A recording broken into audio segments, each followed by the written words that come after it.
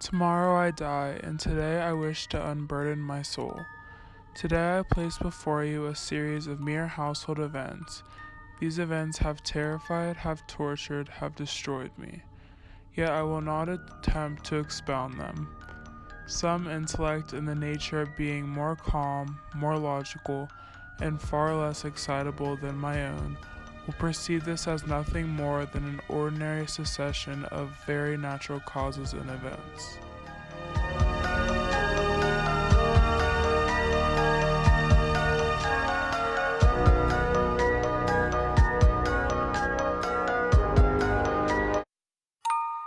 As a child, I was passive and humane. I was especially fond of animals, and my parents gifted me with a great variety of pets.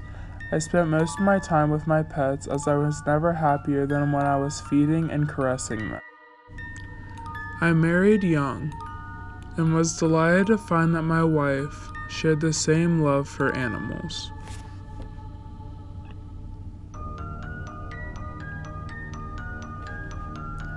We had birds, goldfish, a fine dog, rabbits, a small monkey, and a cat.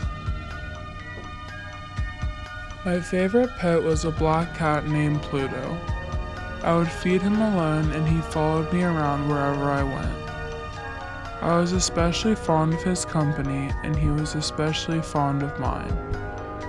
Our friendship lasted in this manner for many years, during which, as much as I hate to admit, my temperament and character altered at the fault of my drinking habits.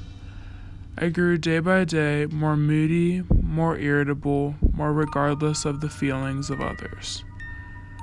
My actions toward my animals grew violent and unpredictable. I began to use intemperate language towards my wife and even acted violently upon her. One night, returning home from the bar, very much intoxicated, I noticed Pluto avoiding my presence. I grabbed him, and in his frightened response, he bit into my hand, striking blood. Instantly a demon possessed me.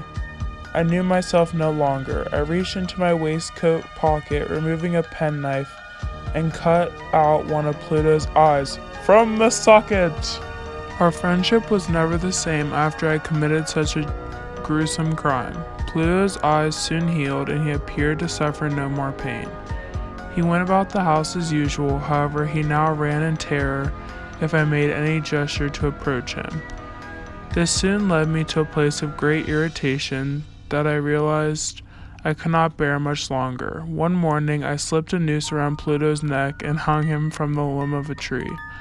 I hung him because I knew he had loved me, and because I felt he had given me no reason of offense. On the night of the day on which this cruel deed was done, I was aroused from my sleep by a cry of fire. My whole house was blazing, and it burnt to the ground before daylight came. On the following day, I visited the ruins. The walls, with one exception, had fallen in.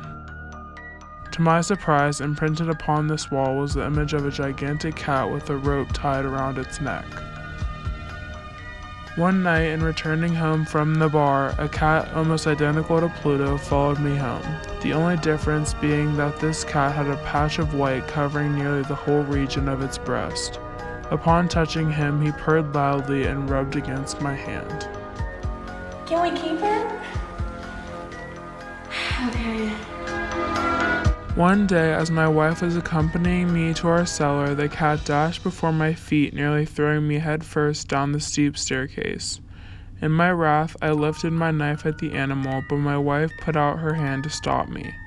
Annoyed, I withdrew my arm from her grasp and buried the knife in her brain. To cover up this hideous murder I had committed, I was faced with the task of concealing the body. I decided to wall it up in the cellar so that no eye could detect anything suspicious. 4 days had passed since I killed my wife, and I still had not seen the cat. I concluded that the monster had fled the premises forever, and at last I was free from my tormentor. Good evening, sir. I'm the detective here to look for your missing wife. Go ahead if you don't find anything.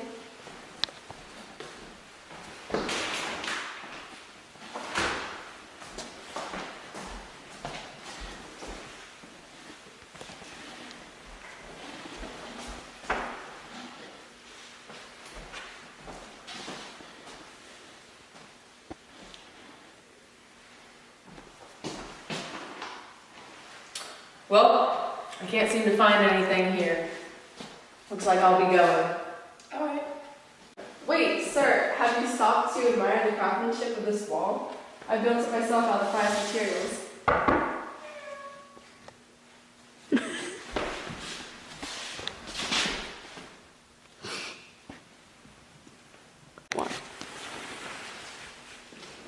I'm gonna go, but thank you for stopping by.